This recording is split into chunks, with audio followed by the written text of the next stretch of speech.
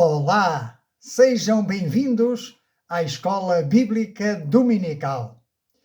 Nesta Escola da Fé Bíblica, procuramos ser como os crentes de Bereia, que examinavam cada dia as Escrituras para ver se estas coisas eram assim. E é por isso que nos próximos dias, ou nas próximas lições, iremos combater ideologias e ensinos que se opõem à palavra de Deus. Combater, entre aspas, no sentido de apresentar essas ideias, essas filosofias e, ao mesmo tempo, desmascará-las à luz da palavra de Deus, porque a palavra de Deus é a nossa única regra de fé e prática. Pois bem, na última lição falamos sobre ideologias contrárias aos valores morais e verdade absoluta de Deus. Nesta lição e nas próximas, como já disse, propomos-nos continuar a desmascarar filosofias e ensinos que se opõem à palavra de Deus. Iremos também ter perguntas reflexivas e terminaremos com oração. O nosso primeiro tema e o nosso primeiro combate é apresentar a falácia do materialismo histórico, com base no pensamento marxista. O materialismo histórico é uma abordagem metodológica e teórica desenvolvida por Karl Marx e Friedrich Engels no século XIX, que explica a evolução das sociedades humanas através das suas bases materiais e económicas, e não por ideias ou vontade divina.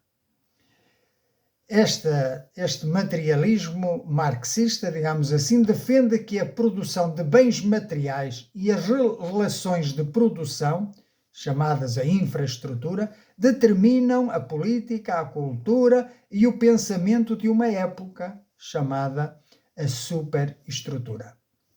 Em suma, o materialismo histórico analisa a história humana como um processo dinâmico onde o modo de produção da vida material condiciona o desenvolvimento social, político e intelectual. Agora vamos compreender a falácia desta filosofia. Em primeiro lugar, qual é a raiz deste erro? É reduzir tudo ao conceito da economia. Esta ideologia tenta reduzir toda a experiência humana à cultura, religião e moral, como meras consequências das relações de produção e da economia. O materialismo diz que o que tens e como produzes define quem tu és. Ora, a palavra de Deus lembra que o homem é mais do que simples matéria. Em Jó, no capítulo 33, versículo 4, nós lemos: "O Espírito de Deus me fez e o sopro do Todo-Poderoso me dá vida." Jesus também foi taxativo ao dizer em Mateus 4, versículo 4: "Nem só de pão viverá o homem, mas de toda a palavra que sai da boca de Deus." Se a vida fosse apenas económica, o espírito humano não teria sede de eternidade. Ora, Eclesiastes capítulo 3, versículo 11, diz-nos o seguinte: "Tudo fez Deus formoso no seu devido tempo. Também pôs a eternidade no coração do homem, sem que este possa descobrir as obras de Deus. Sem que este possa descobrir as obras que Deus fez desde o princípio até ao fim." Em segundo lugar, esta filosofia nega a providência divina. O materialismo histórico defende que a história é movida pela luta de classes, isto é, existe uma imposição de igualdade por coerção, enquanto a caridade cristã se traduz no amor ao próximo, assim como Deus nos amou em Cristo. E não somos apenas uma peça de engenharia social, mas amamos porque Deus nos amou primeiro. Para o materialista, o futuro é fruto de revoluções sucessivas humanas. E isto ignora o quê? A soberania de Deus. Deus está no controle. Por isso, para nós, crentes, o futuro pertence ao Senhor. Bendito seja o nome do Senhor. Em Provérbios, capítulo 16, versículo 9, nós lemos assim: o coração do homem imagina o seu caminho, mas o Senhor dirige os seus passos. Importa sublinhar que Deus intervém na história e que o seu reino não depende de estruturas sociais humanas para se estabelecer.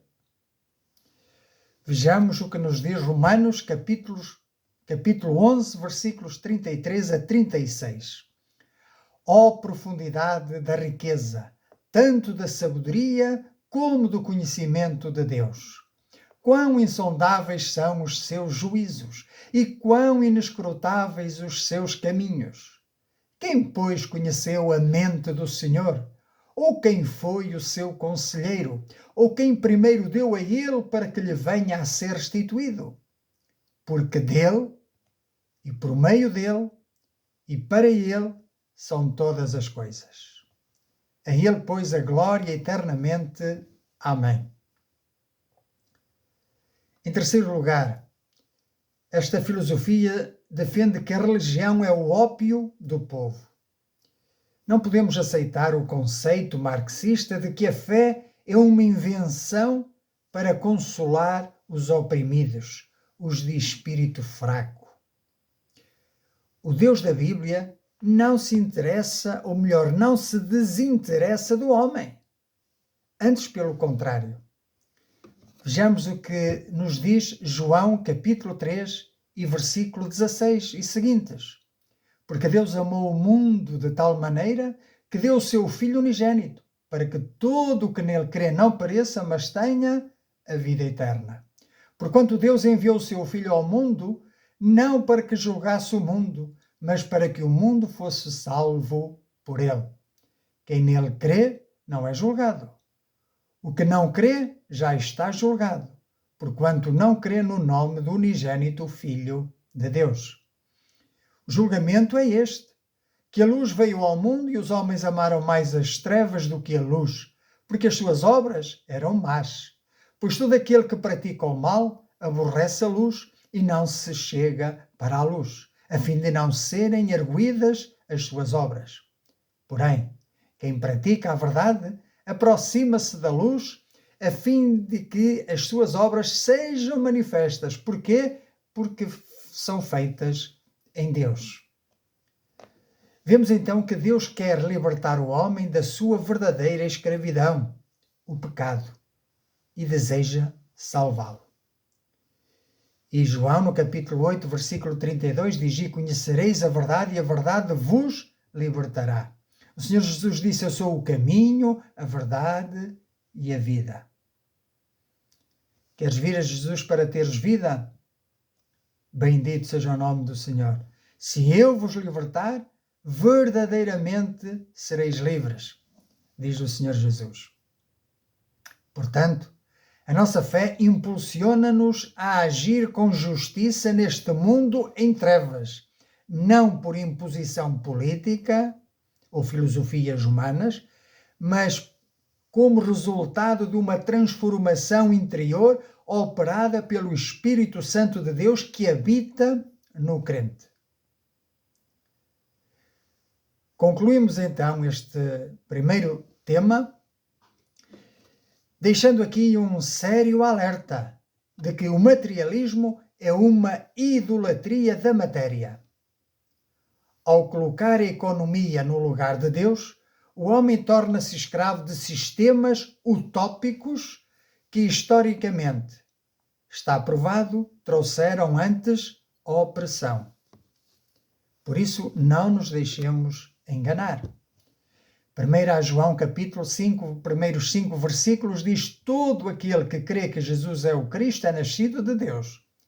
E todo aquele que ama o que o gerou, também ama ao que dele é nascido. Nisto conhecemos que amamos os filhos de Deus, quando amamos a Deus e praticamos os seus mandamentos. Porque este é o amor de Deus, que guardemos os seus mandamentos. Ora, os seus mandamentos não são penosos, porque todo o que é nascido de Deus vence o mundo. E esta é a vitória que vence o mundo. O quê? A nossa fé.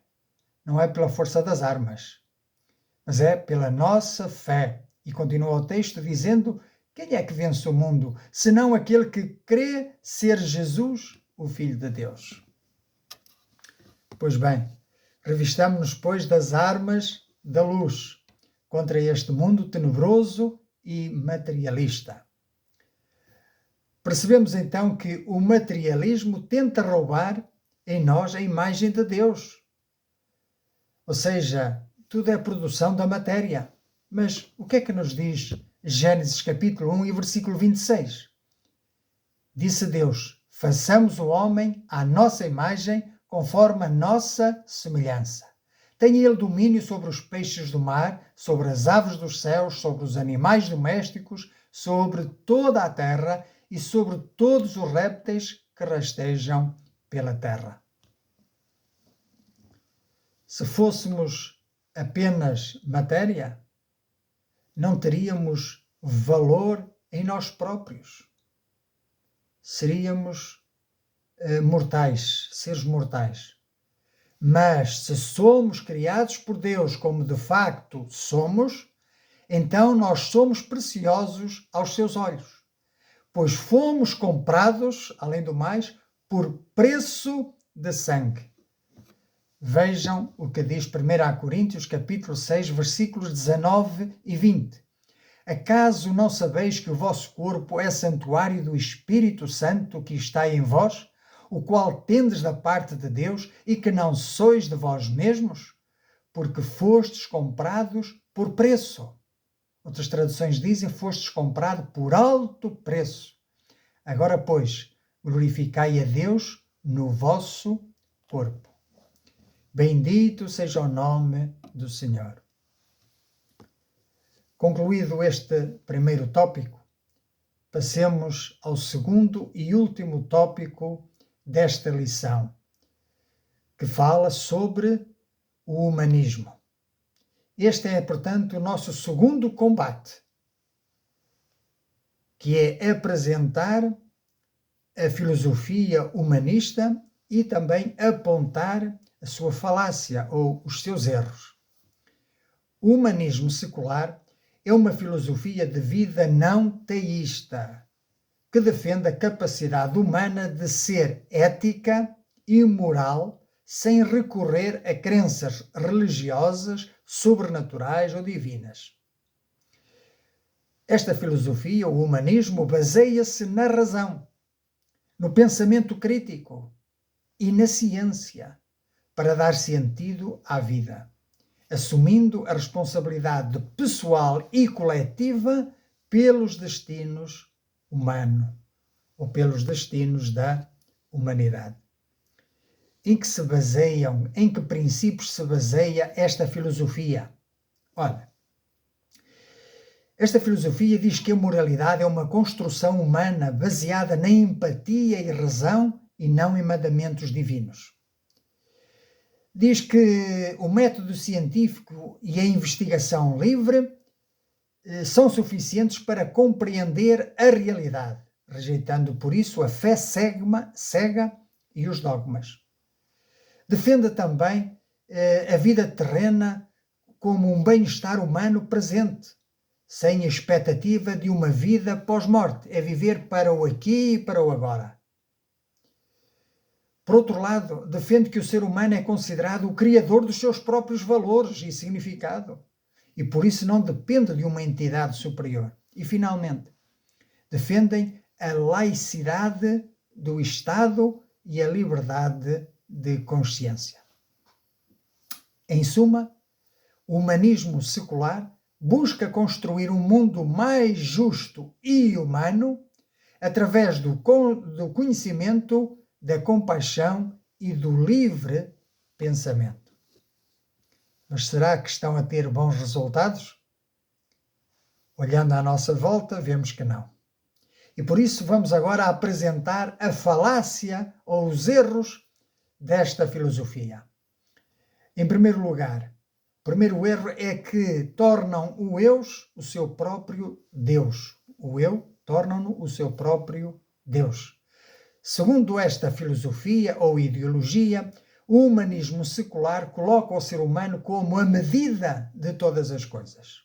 Ora, esta não é uma ideia nova, mas é uma reedição, é uma cópia da mentira que aconteceu no princípio, lá no Éden, quando a serpente disse a Eva: sereis como Deus.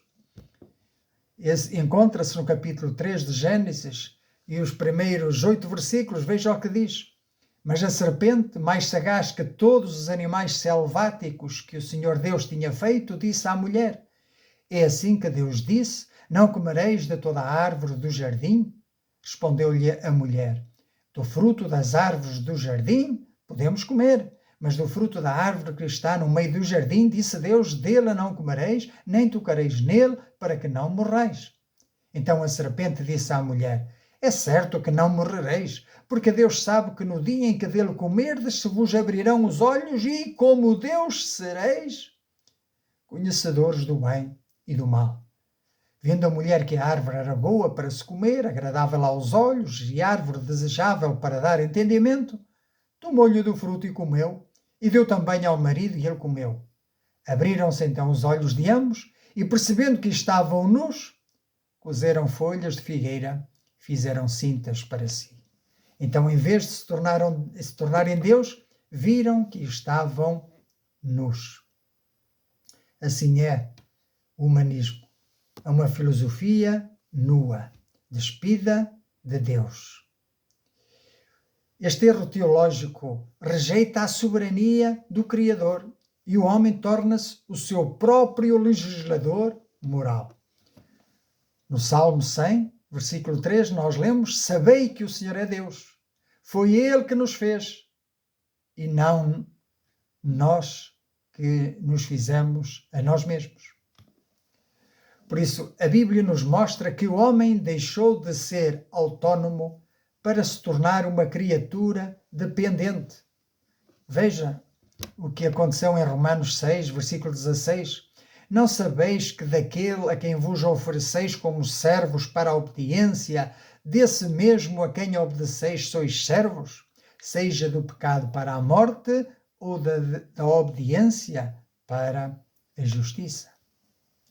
Então, cabe a nós escolher a quem queremos obedecer, se esta filosofia humanista, se receber e aceitar e crer no Evangelho, esta boa nova que somente Cristo pode dar.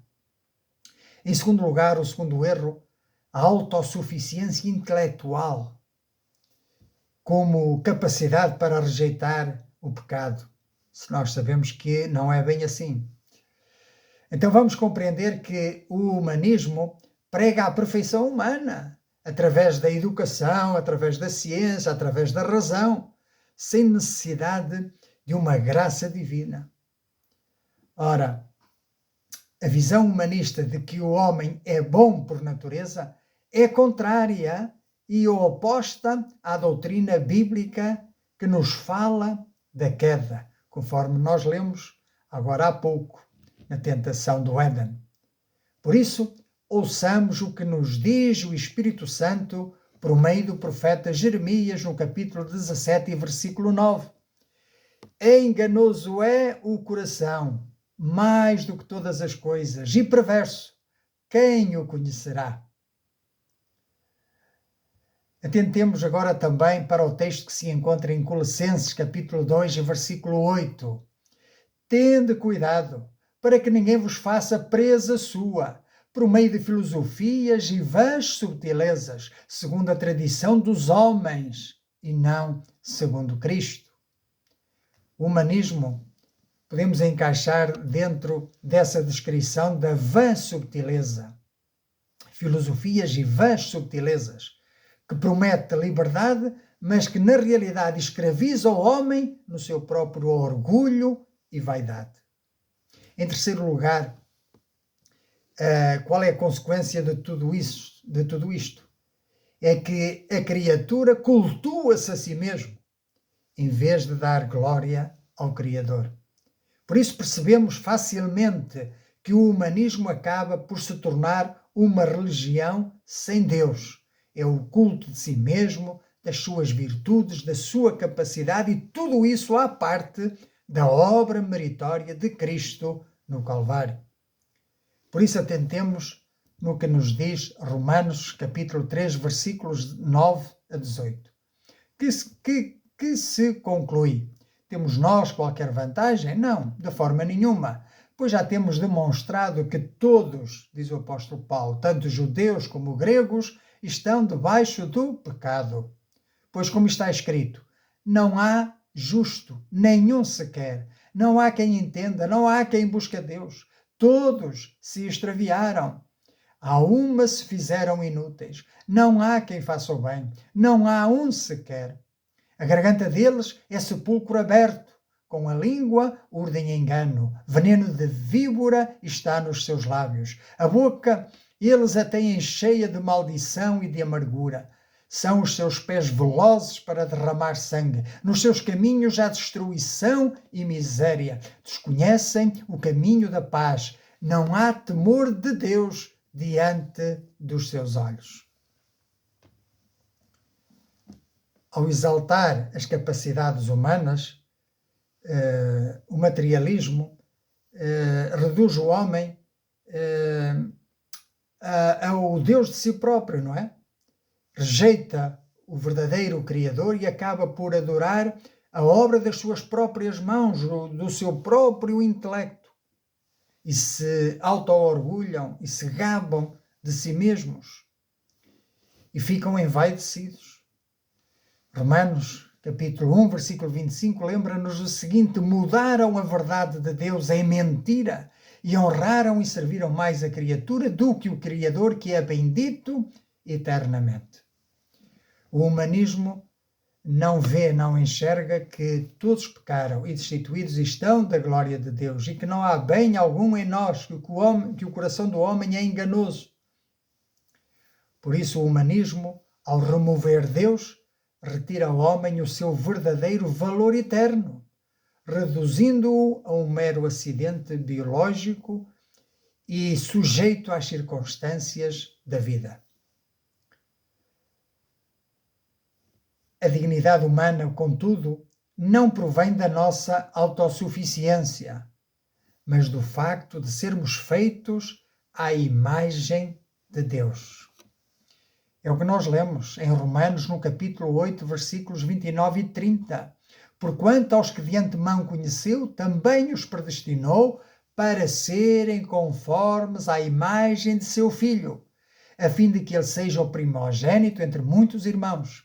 E aos que predestinou, a esses também chamou. E aos que chamou, a esses também justificou. E aos que justificou, a esses também glorificou. Há um propósito eterno para nós.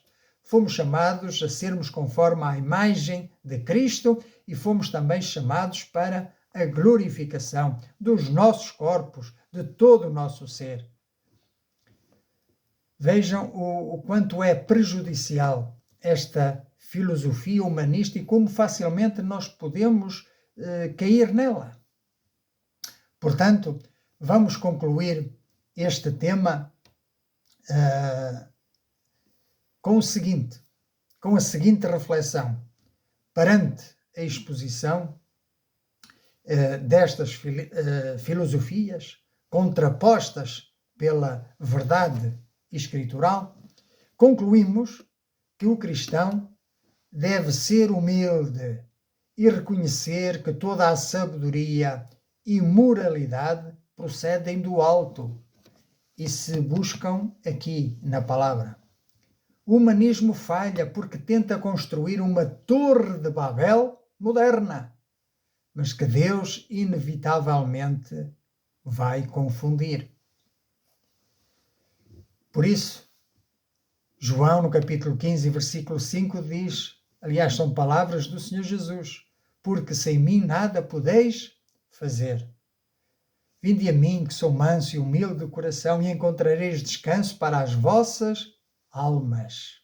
É em Cristo que nós encontramos sabedoria, encontramos direção, encontramos sentido, encontramos a verdade que nos liberta, que nos cura e que nos dá salvação plena. Bendito seja o nome do Senhor.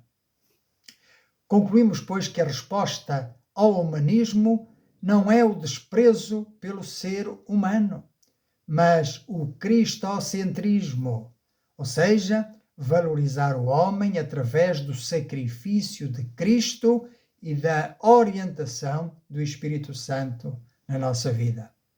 Desta forma, fica desarmada e desmascarada a pretensão humana de viver sem o governo de Deus.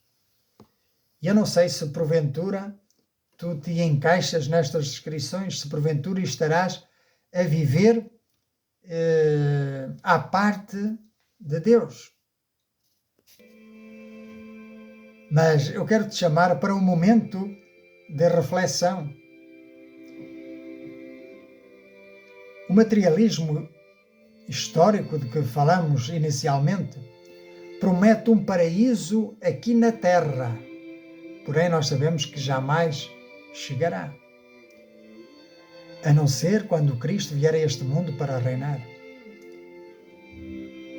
Por isso a minha pergunta é se estás disposto a trocar esse reino eterno governado por Jesus por um reino utópico vivido nesta terra, governado pelo homem que é falho, cujo coração é enganoso, que não teme a Deus, que não lhe dão glória e que se cultuam a si próprios. Como é que te queres posicionar diante destas filosofias e diante do Evangelho? Em segundo lugar, o mundo ensina que és mestre do teu destino. No entanto, diante da fragilidade da vida e da inevitabilidade da morte, sentes segurança na tua própria força? Ou percebes que precisas de algo, ou melhor, de alguém muito maior que tu, que te oferece libertação, que te oferece cura, que te oferece perdão, que te oferece redenção, que te oferece transformação e que te oferece ressurreição e glorificação? Aleluia! Bendito seja o nome do Senhor. Qual é a perspectiva da tua vida? Vai para além do horizonte? Em terceiro lugar, viver para si mesmo parece até libertador, parece até uma boa ideia, mas acaba tornando-se um fardo pesado e uma desilusão certa. Por isso, não seria o momento de abandonares a ilusão da autossuficiência e encontrares descanso nos braços do Criador, que conhece cada detalhe do teu ser, pois Ele te formou no ventre da tua mãe e te acarinhou desde o ventre e tem um propósito para a tua vida. Olha, o humanismo promete tornar o homem maior, melhor, mas só o Evangelho consegue tornar-te um homem novo, uma nova criatura, um filho de Deus. Portanto, se queres dar esse passo de fé em direção a Cristo, em direção à sua palavra, em direção à boa nova, se queres aceitar a Cristo na tua vida como teu mestre, como teu Senhor e Salvador, é pela fé que nós alcançamos essa graça. Então, se queres aceitar este Evangelho e vir a Cristo hoje pela fé, eu quero fazer uma oração por ti e contigo, se assim o desejares fazer. Vamos orar? Senhor Deus e bendito Pai, eu reconheço hoje que sou pecador e que, por minhas próprias forças e ideologias, elas não podem preencher o vazio da minha alma. Confesso-te que tentei governar a minha vida à minha maneira, mas entendo agora que só Tu és a fonte da verdade e da vida. Por isso, eu me arrependo dos meus pecados e peço o Teu perdão. Creio de todo o meu coração que Jesus Cristo é o Filho encarnado, que Ele morreu na cruz para pagar a minha dívida e ressuscitou para me dar vida eterna.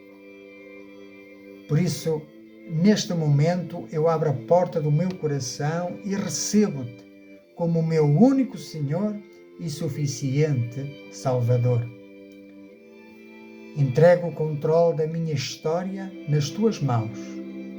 Escreve o meu nome no livro da vida e guia-me pelo Teu Espírito Santo a partir de hoje e ajuda-me a permanecer firme e fiel nos Teus caminhos. Eu oro em nome de Jesus. Amém. Amém. Bendito seja o nome do Senhor. Eu quero dizer que se fizeste esta oração com fé, agora és um filho de Deus e este é o teu guia espiritual. Pela palavra, Deus fala contigo. Através da oração, como nós fizemos agora, nós falamos com Deus. E aquele que fala com Deus precisa de crer que Ele existe e que é galardoador dos que o buscam. E nós somos daqueles que creem. Por último, aconselho-te a que te reúnas com outros crentes que tenham esta fé bíblica para crescermos juntos em amor, para crescermos juntos, sermos edificados, para crescermos em maturidade cristã, para não sermos levados em roda por qualquer sopro e vento de doutrina, mas ficarmos firmes na palavra, sem nos movermos nem para a direita, nem para a esquerda.